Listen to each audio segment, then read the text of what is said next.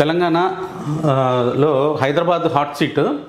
So ఇప్పటివరకు ఓవైసీకి ఆపోజిట్గా ఎవరు నిలబడ్డారన్నది కూడా మనకు తెలియదు. ఇన్ని సంవత్సరాలు వాడు ఆటోమేటిక్గా డిఫాల్ట్ విన్నర్ అనే టైప్లో మనకు రీసెంట్ హిస్టరీలో మాత్రం వాళ్ళే గెలుస్తున్నారు కాబట్టి దాని గురించి ఎవరు పట్టించుకునేవాళ్ళు కాదు. సో ఈసారి వాళ్ళ కాన్స్టిట్యున్సీ ఒకసారి చెక్ చేద్దాం. సో దీంట్లో చూస్తే మలక్పేట ఏఎంఐ, కార్వాను ఏఎంఐ, తర్వాత చార్మినార్ ఏఎంఎం, చాంద్రాయన్గుట్ట ఏఎంఎం, యాకుత్పుర, బహదూర్పుర అన్ని 7 అసెంబ్లీ సెగ్మెంట్స్లో 6 ఏఎంఎం ఎమ్మెల్యేస్ ఉన్నారు. ఒక్క గోషమ్మాలో ఒకటే రాజా సింగ్. అయితే ఇది అసలు ఈ కాన్స్టిట్యున్సీ గురించి మనం చూస్తే అంతకుముందు ఒకప్పుడు మన హిందువులే గెలుస్తూ ఉండేవాళ్ళు. యాక్చువల్గా 2009లో మీరు చూస్తే ఇక్కడ ఈ 2009లో కాంగ్రెస్ ఉన్నప్పుడు వాళ్ళు ఈ అసెంబ్లీ సెగ్మెంట్స్ మార్చారు. అంతకుముందు తాండూరు, వికారాబాద్, చేవేళ్ల, కార్వాన్, మలక్పేట, యాకుత్పుర, చార్మినార్ ఇవి ఉండేవి. సో వీడికి ఏఎంఐఎంకి ఫేవరబుల్గా ఆ సీటు వాళ్లే గెలిచేటట్టుగా కొంచెం ముస్లిం పాపులేషన్ ఎక్కువ ఉన్నవన్నీ కలిపి ఒక క్లబ్ చేసి ఆ కాంగ్రెస్ పండిన కుట్ర అనమాట ఇది. ఓకే, వాళ్ళకి ఫేవర్ చేశారు.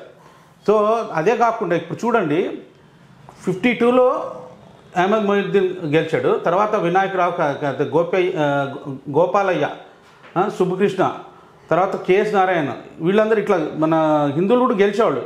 చూస్తే 84 నుంచి సలావుద్దీన్ ఓవైసీ, తర్వాత వాళ్ళ కొడుకు ఓవైసీ, ఇప్పుడు దాకా కూడా 1984 నుంచి వీళ్ళే గెలుస్తూ ఉన్నారు. అయితే మీరు వాళ్ళ ఓట్ పర్సంటేజ్ ఎట్లా ఉన్నాయని చూద్దాం. ఇప్పుడు ఇది కరెంట్లీ ఇంకా కాంగ్రెస్ డిక్లేర్ చేయలేదు హైదరాబాద్కి. సో ఏఎంఐఎం వాళ్ళకి, ఎందుకంటే వీళ్ళు యాక్చువల్గా ఏఎంఐఎంకి గెలవడానికి హెల్ప్ చేస్తున్నారు బేసికల్గా. సో బీజేపీ నుంచి కొంపెల్లి మాధవ్, బీఆర్ఎస్ నుంచి గద్దం శ్రీనివాస్ యాదవ్ అంట. ఎంబీటీ అనేది వాళ్ళ ముస్లిమ్స్లో ఇంకొక పార్టీ, అది ఎంఎంకి అగ్నెస్ట్గా ఉంటుంది ఆ పార్టీ ఎప్పుడు. సో 2019లో చూడండి ఆల్మోస్ట్ ఎంత 63% వచ్చిందంట. ఏది జనరల్ ఎలక్షన్స్లో ఓవైసీకి 64%. సో ఇప్పుడు చూస్తే బీజేపీకి ఓన్లీ 27%. ఓకే, సో ఇక్కడ టోటల్ నెంబర్ ఆఫ్ ఓటర్స్ ఎంత? 1.9 మిలియన్, 19,58,000 సుమారుగా. ఓకే, సో ఇన్ని ఓటర్స్లో ఇప్పుడు ఎన్ని దొంగ ఓటర్లు ఎన్ని డిలీట్ చేశారు? 5 లక్షల, ఇది కనపడుతుందా? 5,41,000 ఓట్లు డిలీట్ చేశారంట ఎలక్టోరల్ రోల్స్ నుంచి. ఇవన్నీ డూప్లికేట్స్ లేదంటే దొంగ ఓట్లు. ఈ రోహింగ్యాలు అక్కడ ఇక్కడ, తర్వాత వేరే సెగ్మెంట్స్లో ఉంచి ఇక్కడ కూడా దొంగ ఓటర్ ఐడి కార్డులు తీసుకొని ఇట్లా చేసుకున్న వాళ్ళు సుమారుగా సాఫ్ట్వేర్ యూజ్ చేసేసి వీళ్ళు 5,41,000 మందిని డిలీట్ చేశారు. అంటే ఆల్మోస్ట్ మోర్ దెన్ 1/4. చూడండి, ఒక 30% దాకా ఓట్లని వీళ్ళు డిలీట్ చేశారు. సో ఈసారి మాధవీలత గారు ఈసారి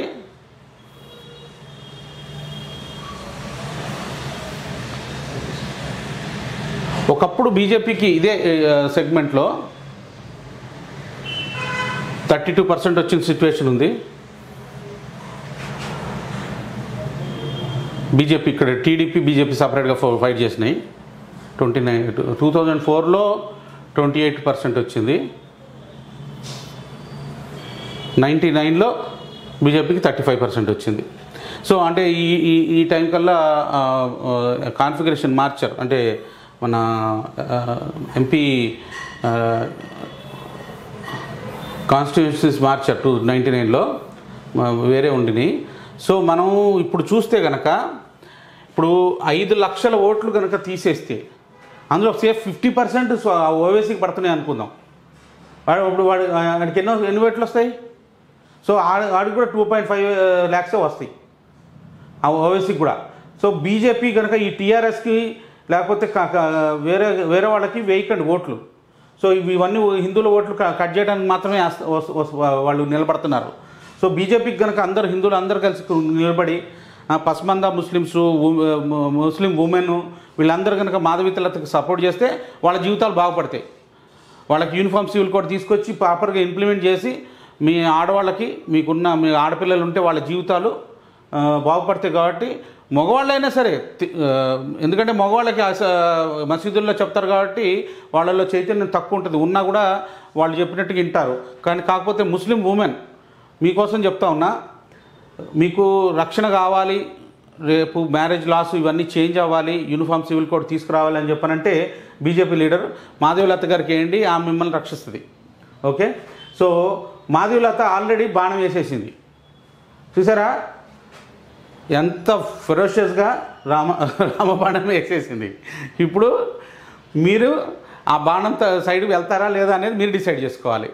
సో ఈసారి ఎలక్షన్ మాత్రం మాధవీలత గెలిచే అవకాశాలు ఉన్నాయని చాలామంది చెప్తా ఉన్నారు. ముస్లిం పీపుల్ కూడా, మగవాళ్ళు కూడా మేము చెప్తా ఉంటే విన్నాం.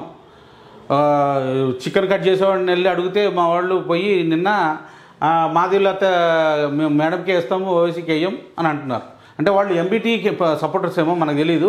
సో వాళ్ళల్లో కూడా రెండు ఉన్నాయి యాక్చువల్గా. ఇందులో ఇక్కడ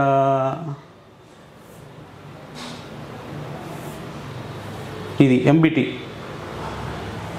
అని ఇంకో పార్టీ ఉంది, ముస్లిం పార్టీ, వాళ్ళ సపోర్టర్స్ ఏమో మనకు తెలీదు. బట్ వీఆర్ సీయింగ్ చాలా చేంజ్ కనపడుతూ ఉంది ఈసారి. ఎంబీటీ సపోర్టర్సు, పస్మాందా ముస్లిమ్స్ అంటే పూర్గా ఉన్న ముస్లిమ్స్, వాళ్ళందరూ ఒకప్పుడు హిందువులే, వాళ్ళని బలవంతంగా వీళ్ళు చేశారు. అష్రఫియాస్ అంటాం చెప్పనంటారు, వాళ్ళు రూలింగ్ వెళ్ళిట్టు వాళ్ళు వేరే దేశాల నుంచి వచ్చిన వాళ్ళు. సో మన పస్మాందా ముస్లిమ్స్ మన హిందువులే, వాళ్ళని మనం రక్షించాలి వీళ్ళ ఊబిలోంచి. సో యూనిఫామ్ సివిల్ కోడ్ వస్తే వాళ్ళకి రక్షణ వచ్చింది.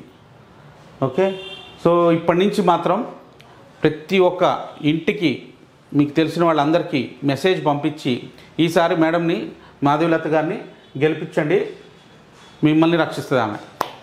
జై హింద్.